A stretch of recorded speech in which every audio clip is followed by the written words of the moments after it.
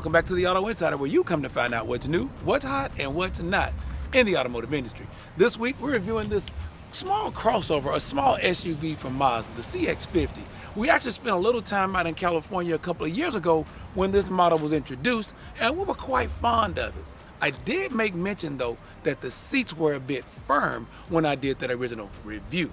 Let's see what we think about this 7-hour ride from Atlanta to Orlando for another family volleyball trip. But before we get into that, make sure you like and subscribe this channel. Click the bell to make sure you're alerted every week when our new videos come out. After spending a week in this CX-50, it doesn't necessarily meet the standards of my lifestyle, but I do see a place for this small SUV. There's enough leg room, enough headroom. There's enough room in here for a family of 4. It absolutely fits that bill. On the road trip, it did okay. I am a little more aggressive driver, would have liked to have seen a little more power, but when you're talking about 4-cylinder crossovers these days, it's par for the course. So it's nothing to knock Mazda on, just not the size and style vehicle that fits my family dynamics.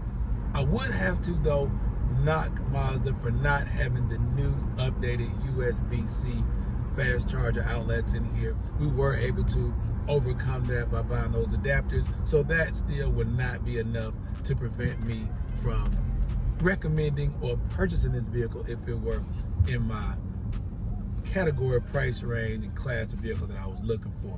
However, my initial reaction to these seats when I drove this vehicle in California. After driving this CX-50, this 2023 CX-50, for about 2 hours now, when I jumped in this CX-50 this morning, my first thoughts were seats felt too hard. They were a bit firm. After a couple of hours, I had to give Mazda kudos. People who designed these seats knew what the pressure points were for a driver. They've done their homework, because after a couple of hours, I feel very well supported. The seats are no longer too firm. After spending 7 hours on 2 trips to Orlando, well, 1 trip to Orlando, the round trip, the firm seats, though they may be supportive, are not very comfortable. This is a 3 or 4 hour road trip vehicle, round town daily commuter. It's a winner. Long road trips, I'd rather go up to the CX-90. Here's where the Mazda CX-50 really shines for me, is the driver's seat. Everything is here right where you need it. You have rain sensing windshield wipers, auto on and off, and auto dimming headlights. All of my controls for my radio, my volume, and a lot of my information here on the instrument cluster, all here on the steering wheel. I also really like the way that we navigate through the infotainment system here. This knob falls right in place to where my hand is here at all times. This is not touchscreen, so the distance, while it looks like a long way, you can reach up there and touch it anyway. We have wireless Apple CarPlay and wireless Android Auto, as well as Sirius XM radio. But many times I've had to plug in this USB charger in order to get my Apple CarPlay to work. I don't know if it's just user error or if this has glitches in it. So for now, we'll say it's the user. The question, is the CX-50 hot or not? In many categories, this is a great vehicle. I like the setup of the interior, have always been a huge fan of the setup here of the infotainment system, how the controls work. I like the fact that it's not touchscreen. It keeps our eyes and hands here close to things that we need to be paying attention to properly operate a vehicle. So the setup here is great. Heads up display, rain sensing windshield wipers, auto dimming headlights with the auto on and off feature. The dynamic radar cruise control works well. Headed to the office today though, after spending about 7 hours driving, I am experiencing a little bit of back discomfort. I wouldn't call it pain. These seats are a little bit too firm for my liking, so I would like to have seen